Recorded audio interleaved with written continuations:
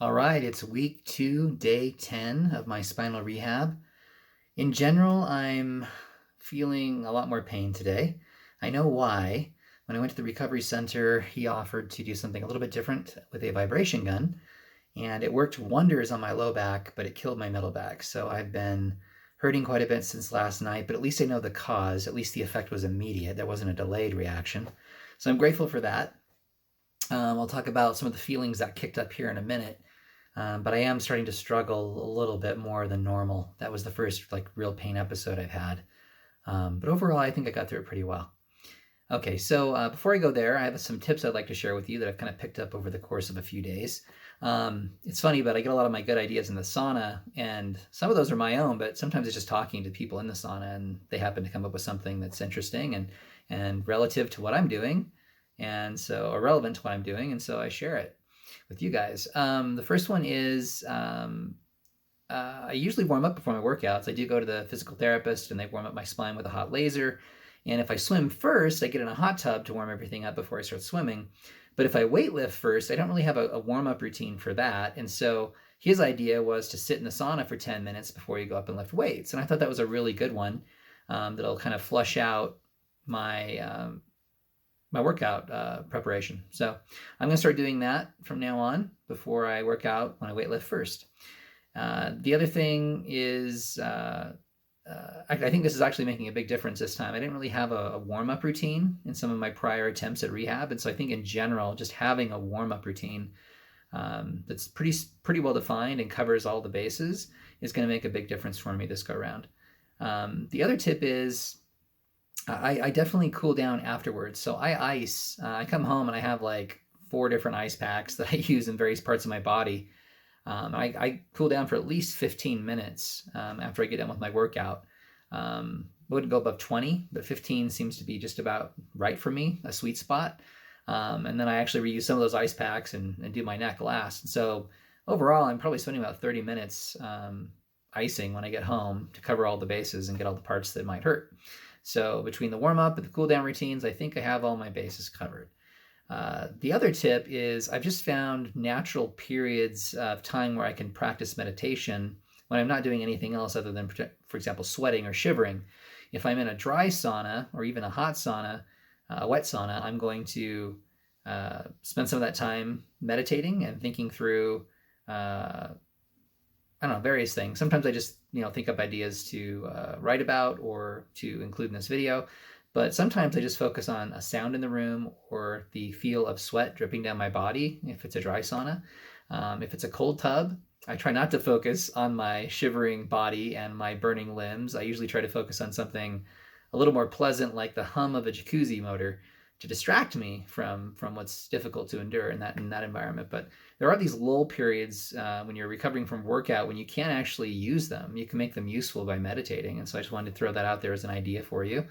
And then the last one is it's nice to vary the routine, my mental exercise routine. So I have a physical exercise routine, but I also try to stress my mind now as part of that so that I can learn to function when I'm in adverse environments and conditions.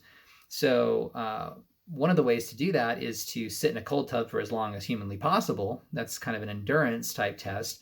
But I've also varied that with a hot, cold, hot, cold, hot, cold variation where I'll go from the hot tub to the cold tub, hot tub, cold tub, hot tub, cold tub. And it's a different kind of endurance, which is you kind of have to steel yourself to move from one environment to the next. Because neither is particularly pleasant once you get going, because you'll have burning sensations in both for your limbs because they burn in the cold tub and they burn in the hot tub.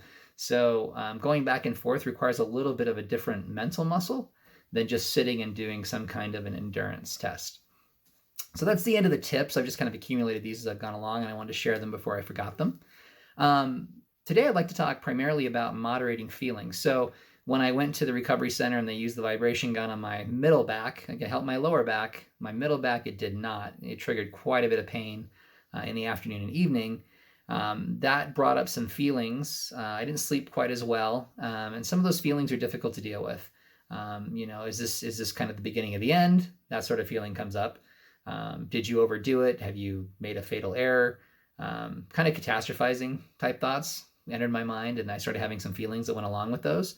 And I want to talk about moderating those feelings because I have a relative who's struggling with suicidal ideation right now.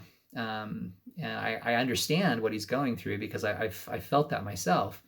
And so I sent him a text this morning, in addition to visiting him, that talked to him about how to deal with feelings, at least how I deal with feelings. And so I wanted to read it to you really quick. And it says the following. One thing I struggle with is feelings. They're so strong. I sometimes mistake them for reality. I feel unlovable, therefore I am. I'm really depressed, therefore the sky is falling. I don't want to live, therefore life isn't worth living. What I'm coming to realize is that feelings are often just feelings. They don't necessarily tell us anything about our true worth, whether life is worth living, etc. In point of fact, others like Nora and I see you quite differently than you see yourself right now. We love you at the same time you hate yourself. We see potential where you see lost opportunities. Sometimes feelings just have to be endured. If you can wait them out, I promise you other feelings about yourself and life are not only possible, but they're sublime. Trust our feelings and thoughts while you cannot trust your own. There are other more credible ways to feel that will become available to you once the storm has passed. Until then, we'll help you weather the storm. So the basic takeaway from that is if you conflate your feelings with reality, if you think your feelings are giving you accurate information, especially when you're in a depressive or anxious state, that's a lot of power that you're giving to the feelings, right? They're just feelings. They don't have to be particularly helpful feelings. They don't have to be an accurate reflection of reality. And if you assume they are, they're going to have even more weight. And so often I try to challenge my perceptions and my feelings when I'm in one of those states. I already know I'm compromised. And so I've kind of learned, like, you know what? I don't trust you, brain, or I don't trust you, emotional center. Whatever you're drudging up right now, I'm pretty sure it's garbage. It's giving me information, but it's not helpful in a lot of ways. So I'm going to kind of discount what you're telling me and just let it pass. Ride it like a wave and let it pass. So that's kind of what I did this last night and this morning. I'm like, yeah, I'm struggling a bit, but I kind of expected to struggle. I've taken measures so I have the time where I can struggle and get through it without any other pressures coming to bear.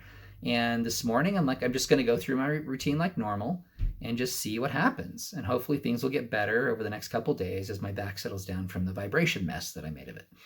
So with that one tip, I think that's a powerful tip because you are going to have days where you feel kind of rotten, where you're catastrophizing or other bad ways of thinking are going to take over. But if you can sort of separate yourself a little bit from those feelings and realize they're just feelings and they pass, they don't have as much power over you. One of the tools that's helped me do that is meditation.